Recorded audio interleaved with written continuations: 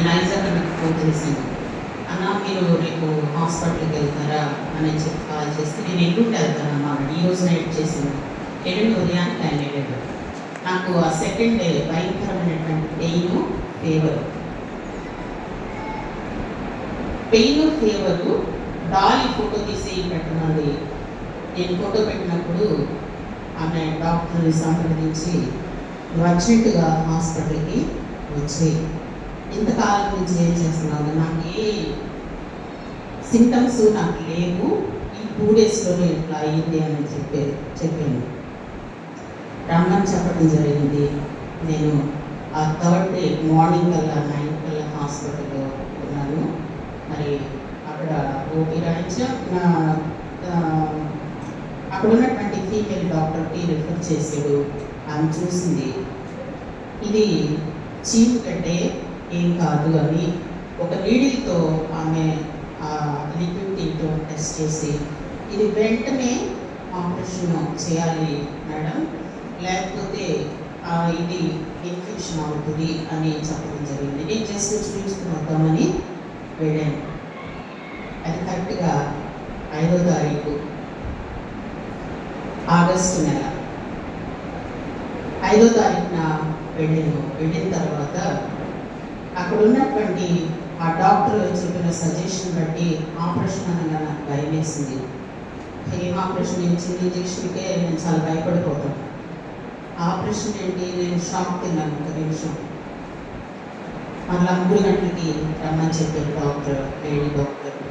ఆమె మరలా కలవడం, మీరు వెళ్ళటానికి వీల్లేదు, మీరు జాయిన్ అయిపోండి అని చెప్పడం. నేను సుజాతకి డ్యూటీలో ఉంటే కాల్ చేశాను. ఆమె అన్నది కదా నేను సాయంత్రం వస్తాను, డాక్టర్ గారితో మాట్లాడతాను, రేపు ఉదయం మరలా డాక్టర్ని గారిని కలుద్దామని అంటే వాళ్ళు నన్ను పంపించడానికి ఇష్టపడలేదు డాక్టర్. ఐజాక్ అనే రిఫరెన్స్ తోటి మా చెల్లెనండి మార్నింగ్ నేను తీసుకొస్తాను 7 o'clock కల్లా అని ఆ డాక్టర్తో చెప్పడం వల్ల ఆ రోజు నైట్ పర్మిషన్ ఇచ్చారు. మార్నింగ్ 7 కల్లా మరలా నేను అక్కడ జాయిన్ అవ్వడం జరిగింది. జాయిన్ అయిన తర్వాత వెంటనే టెస్టులన్నీ చేశారు. 1 డేలో అయిపోయింది.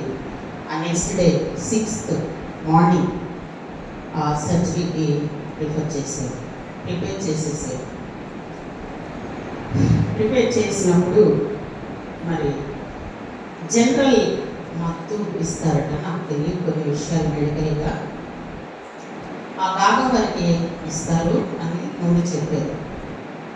తర్వాత రిపోర్ట్స్ బట్టి జనరల్గా ఇవ్వాలి, బాడీ మొత్తం ఇవ్వాలి, సర్జరీ పెద్దది అవుతుంది, కాన్షియస్లోకి ఎప్పుడు వస్తుందో తెలియదు, అన్కాన్షియస్లోకి వెళ్ళినా మాది బాధ్యత కాదు, కాబట్టి సంతకం పెట్టమని సుజాత చెప్తా ఉన్నారు. ఆమె ఏడుస్తుంది. ఐజాక్ అన్న వాళ్ళిద్దరూ ఆ డాక్టర్ దగ్గర నిలబడి ఉన్నారు. నాకు లిప్ రీడింగ్ వాళ్ళు ఏం మాట్లాడుకుంటున్నారు నాకు అర్థమవుతుంది. నేను ప్రిపేర్ అయిపోయాను. అంటే నాకు ఆపరేషన్ డ్రెస్ ధరించేసి వెయిటింగ్ హాల్లో నన్ను ఉంచారు. వాళ్ళని సైన్ పెట్టమంటే అన్కాన్షియస్లోకి వెళ్ళట ఎంతసేపు అవుతుంది అని ఆమె క్వశ్చన్ వేస్తుంటే తెలియదమ్మా, మాకు చెప్పలేము, నేను చెప్పలేము, మీ సైన్ పెట్టాలి. ఆమె ఏడుస్తూ ఉంది. నేను చిన్న ప్రార్థన చేసుకుంటున్నాను. ప్రభువా, మా జీవితాన్ని నువ్వు పెంచాలనుకుంటే నన్ను క్షమించండి, ఏదైనా నాలో పొరపాటు ఉంటే నన్ను క్షమించండి, మీ సన్నిధికి చేర్చుకోమని నేను ప్రార్థించింది. అంతకు మించి నేనేమి అడగలేదు ప్రభువుని. నాలో దోషం, లోపము అన్ని నేను మీ సన్నిధిలో నేను ఒప్పుకున్నాను. మీకు ఇష్టమైన బిడ్డగా నేను ఉంటున్నాను. నా భక్తిలో ఇంకేమైనా లోపం ఉంటే నన్ను మీరు తెలియచేయమని నేను ప్రార్థన చేస్తా ఉన్నాను. వాళ్ళ డిస్కషన్ అంతా ఒక అరగంట సేపు పట్టింది.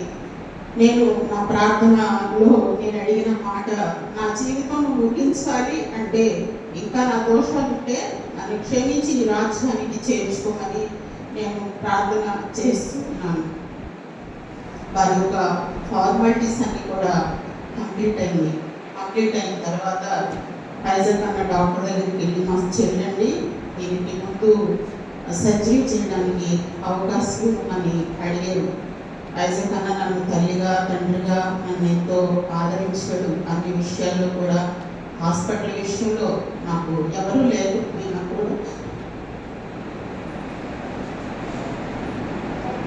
నిలబడ్డాడు. అన్ని విషయాల్లో కూడా నాకు సహాయం చేసేది. అక్కడ నిలబడినటువంటి ఆమెలో ప్రభు మనసు ఇచ్చడని నేను అనుకున్నాను. ఎంతో శ్రద్ధ కలిగి అన్ని విషయాల్లో నాకు సహాయం చేయడం జరిగింది.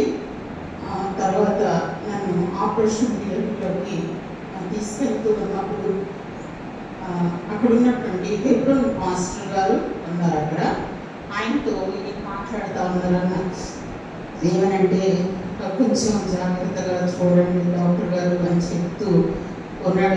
నాకు అన్ని మాటలు వినిపిస్తూ ఉన్నాయి. ఆ డాక్టర్ గారు హెబ్రోన్ చర్చిలో పాస్టర్గా ఉంటారట. అయితే నేను చేసుకునేటువంటి ప్రార్థన వింటా ఉన్నాడు. తర్వాత ఆ వీల్ చైర్లో నుంచి నేను లెగలేని పొజిషన్లో ఉన్నాను. ఆయన నన్ను తీసి ఎత్తుకొని ఆ బెడ్ మీద పండేసాడు. చాలా హైట్ ఉన్నాడు ఆయన. పండేసినప్పుడు నాకు చెప్తా ఉన్నాడు, నీకు మత్తిస్తున్నావమ్మా, ఏమీ కాదు అని అంటున్నప్పుడు నేను ఒకే ఒక మాట అడిగాను, ప్రభు నువ్వెందుకు నన్ను ఎడపాసావు? నాకు జవాబు కావాలి.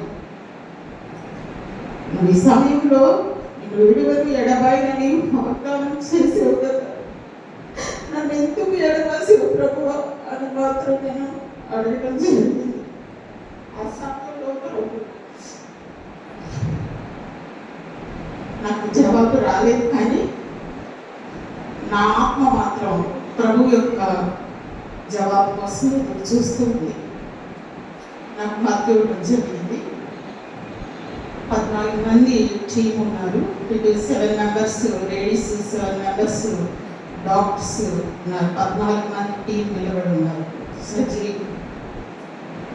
అని నా మనసు ఒకే క్వశ్చన్ ఉంది. ఆ క్వశ్చన్లో నేను ఉన్నప్పుడు ఈ మత్తు ఇచ్చిన వెంటనే నా కళ్ళు బ్లెండర్ అవుతున్నాయి. నాకు తెలియకుండానే వాళ్ళు పిలుస్తూనే ఉన్నారు. కానీ వీరి మధ్యలో వారి మధ్యలో వీళ్ళందరూ బ్లెండర్ అయిపోయి నాకు ఒకే ఒక వ్యక్తి కనిపిస్తూ ఉన్నాడు. ఆ వ్యక్తి ఆ హాస్పిటల్ తింటూ ఉన్నాడు. ఆ తర్వాత ఆయన స్వరూపం అంతా కూడా మహిమ స్వరూపం కలిగి ఉన్నది. ప్రభు యొక్క రూపము కానీ మొహము కనిపించట్లేదు, మహిమ కనిపిస్తుంది. వీళ్ళందరూ నాకు కనబడట్లేదు, అదొక్కటి నా ఆత్మ చూస్తుంది. అయితే ప్రభు అయినటువంటి యేసుక్రీస్తు వారిని గుర్తించడానికి ఎంతో సమయం నాకు పట్టలేదు. ఆయన చెయ్యి ఇలా అనగానే నా ఆత్మ నాలో నుంచి లేచింది. లేచిన తర్వాత నేను ఒక 5 సంవత్సరాల పిల్లంతా అయిపోయాను. ఒక స్వరంగం కనిపిస్తూ ఉంది, మార్గము ఒక పైప్ లైన్ లాగా ఉంది. అదంతా వెలుగుతో ఉంది. దాని గుండా నన్ను తీసుకొని వెళ్ళడం జరిగింది. తీసుకుని వెళుతూ కొంత సమయం ప్రయాణం చేసిన తర్వాత ఒక ఊరులాగా వచ్చింది. వచ్చినప్పుడు ఆ యొక్క ప్రదేశం అంతా కూడా ఎలా ఉందంటే మంచిగా లైన్స్ ఉన్నాయి, రోడ్స్ ఉన్నాయి, అటువైపు ఇటువైపు ఉద్యానవనాలు ఉన్నాయి. ఈ భూమి మీద మనం ఎప్పుడు కూడా అలాంటి ఫ్లవర్స్ చూడం, అలాంటి పండ్లు మనం చూడం. అలాంటి విధానంలో అక్కడ అందరూ కూడా పరిశుద్ధులు మరి అక్కడ పని చేస్తూ ఉన్నారు. ప్రతి చోటకి ప్రతి లైన్కి ప్రభు నా చేయి పట్టుకొని ఇక్కడ చూడు, ఇక్కడ చూడు, ఆ స్వరం ఒకటి నాకు గుర్తుంది, ఇక్కడ చూడు, ఇక్కడ చూడు అని ఆ ప్రదేశం అంతా చూపిస్తూ ఉన్నాడు. నేను ఒక్క మాట కూడా మాట్లాడలేదండి, జస్ట్ చూస్తూ ఉన్నాను. నాకులో నేను అనుకుంటున్నాను బహుశా ఇదేనేమో పరదేశంటే అని నా మనసులో నేను, నా ఆత్మలో నేను అనుకుంటున్నాను. ఎంత సమయం పట్టిందో తెలియదు, కానీ ఆపరేషన్ అయిన తర్వాత మరలా నన్ను అదే ద్వారం గుండా తీసుకురావడం. ఆపరేషన్ అఫ్కోర్స్ కంప్లీట్ అయినట్టుంది. నన్ను తీసుకొచ్చి అక్కడ నిలబెట్టాడు. నా చెయ్యి ఆయన చేతుల్లోనే ఉన్నది. అప్పటికే డాక్టర్స్ నన్ను 2 times సుకన్య సుకన్య అని పిలుస్తూ నా చెంపలు కొడుతూ ఉన్నారు. నా ఆత్మ చూస్తూ ఉంది. నేను ప్రభు వైపు చూస్తూ ఉన్నాను. ప్రభు వైపు చూస్తూ ఉన్నాను. చూస్తూ ఉన్నప్పుడు ఆయన నా చెయ్యి వదిలాడు. నిలబడి ఉన్నాను. ఇట్లా అన్నాడు. వెళ్ళి నా ఆత్మ మళ్ళా ఆ యొక్క శరీరంలో ఫామ్ అయిపోయింది.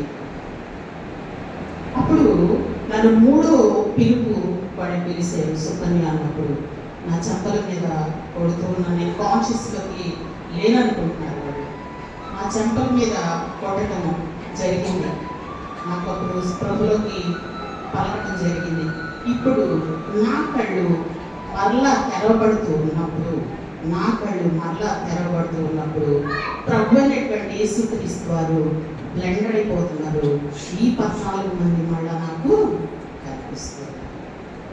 కనిపిస్తున్నారు.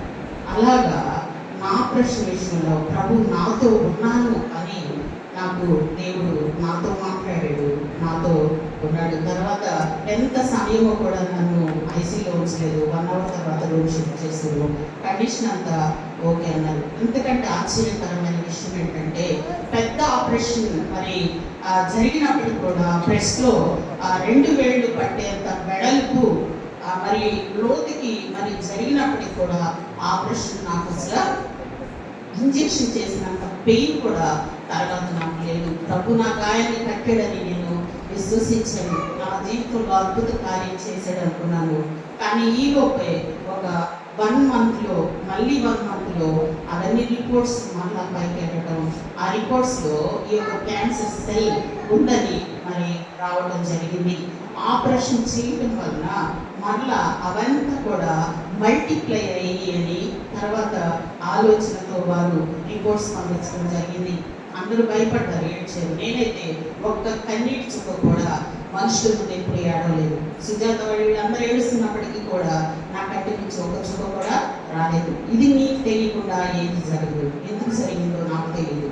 ఇది నీ చిత్తమే ప్రభువా అని నేను దేవుని సన్నిధిలో అడుగుతూ ఉన్నాను. తర్వాత సెకండ్ ఒపీనియన్ కోసం ఆ రిపోర్ట్స్ని బట్టి నేను ఒమేగా హాస్పిటల్కి వెళ్ళడం జరిగింది. తర్వాత తండ్రి తీసినటువంటి రిపోర్ట్స్ పెట్ స్కాన్లో మరి ఆ స్కాన్లో కొన్ని విషయాలు బయటకు వచ్చినాయి. ఇది 2018లోనే మీ బాడీలో ఈ సెల్ ఉంది. అంటే 7 years అయింది. ఈ 7 yearsలో నేను ఎలా బ్రతికాను? ఎందుకంటే మెడికల్గా దాని పరంగా బ్రతకడానికి అవకాశము లేదు. 2018లోనే ఇది స్టార్ట్ అయిందంటే నేను వరకు చనిపోవాల్సింది దాన్ని. నాకు చాలా ఆశ్చర్యం అనిపించింది. ప్రభుని నేను స్తుతించాను. ఏమి లేకుండా నేను బ్రతికించే ప్రభువా, నేను తీసివేయటం నీకు అసహజమైనది ఏమీ కాదు అని చెప్పి నిరీక్షణతో నేను ప్రార్థించడం. తర్వాత ఆ ప్రెస్లో ఉన్నటువంటి రిపోర్ట్స్ని బట్టి వాళ్ళు ఇచ్చినటువంటి నీ ప్రెస్లో ఒక 50 lumps ఉన్నాయి. అంటే 50 గడ్డలు ఉన్నాయట. 50-70 వరకు ఉన్నాయి. ఖచ్చితంగా కీమో రిఫర్ చేయాల్సిందే మేడం అని చెప్పి డాక్టర్ గారు నాతో మాట్లాడటం జరిగింది. పర్సనల్గా మీరు మానసికంగా దృఢంగా ఉండాలి, ఏమీ కాదు అని నన్ను ధైర్యపరిచే డాక్టర్ గారు పర్సనల్గా మాట్లాడారు. తర్వాత ప్రభుని నేను ఆనుకున్నాను. మరి కీమోల విషయంలో కూడా ప్రభు నాకు చాలా సహాయం చేశాడు. అన్ని విషయాల్లో కూడా అక్కడ ఒక సిస్టర్ని నాకు ప్రభు యాడ్ చేశాడు. నేను ఎక్కడికి వెళ్తే అక్కడ నా కోసం వ్యక్తుల్ని సిద్ధపరచడం, నా కోసము పని నా కోసం చేసేవాళ్ళని దేవుడు ఉంచాడు. ప్రతి విషయంలో కూడా దేవుడు నన్ను ఎక్కడ విడవలేదు, ఎడబాయలేదు. ఈ కీమోల విషయంలో చాలా స్ట్రగుల్స్ అందరూ ఫేస్ చేస్తున్నప్పటికీ కూడా ప్రభు కృప నా పట్ల ఉన్నది కాబట్టి ఈ 6 కీమోస్ కంప్లీట్ చేయడానికి ప్రభు నాకు కృప చూపించాడు. ఆ తర్వాత ఆరోగ్యాన్ని ఇచ్చాడు. ఈ కీమోస్ ఇచ్చినాక మనుషులు ఆకారాలు మారిపోతాయి అన్నప్పుడు నేను ప్రభు సన్నిధిలో అడిగాను, నన్ను కురీతులు మాత్రం చేయదు ప్రభు, నన్ను ఎవరు ముట్టుకుంటారు, నా దగ్గరికి ఎవరు వస్తారు, దయచేసి నన్ను అలా చేయొద్దు, నిన్ను నమ్మిన బిడ్డలు ఎలా అయ్యారంటే విశ్వాసాలు కోల్పోయేటటువంటి వారు ఉన్నారు. అప్పటికే మా సుజాత వాళ్ళు ఏమి చేశాడు నీకు దేవుడు, అన్నీ వదిలిపెట్టావు, దేవుని ఎరుగునానన్నావు, దేవుని పని చేస్తున్నానన్నావు అని వారు నన్ను చాలా శోధించినప్పటికీ కూడా నన్ను విశ్వాసంలో బలపరచమని నేను ప్రభుని అడిగాను. నేను ఎక్కడ విశ్వాసంలో తొందరపోకూడదు ప్రభువా, నా పట్ల నువ్వు మేలు చేసే దేవుడు అని నేను విశ్వసించాను. ప్రభు కృపను బట్టి అన్ని విషయాల్లో నన్ను సహాయం చేసి బయటికి తీసుకొని రావటం జరిగింది. తర్వాత ఫర్దర్ ట్రీట్మెంట్ కూడా ఉన్నది. నా కోసం ప్రార్థన చేయండి. మరి ఈ మంత్లో మళ్ళీ డాక్టర్ అపాయింట్మెంట్ ఉంది. ఒకవేళ టెస్ట్లో కనుక ఏదైనా సర్జరీ చేయాల్సి వస్తుందేమో అని ఒక మాట అన్నారు. ఏది ఏమైనప్పటికీ కూడా నేను ప్రభు చిత్తానికి అప్పగించేది. ఏది జరిగినా నా మేలుకని విశ్వసిస్తున్నాను. ఇంత ధైర్యంగా ఈరోజు మీ ముందు నేను సాక్షిగా నిలబడ్డానంటే మీ అందరి ప్రార్థనలు దేవుని యొక్క కృప ఉన్నది.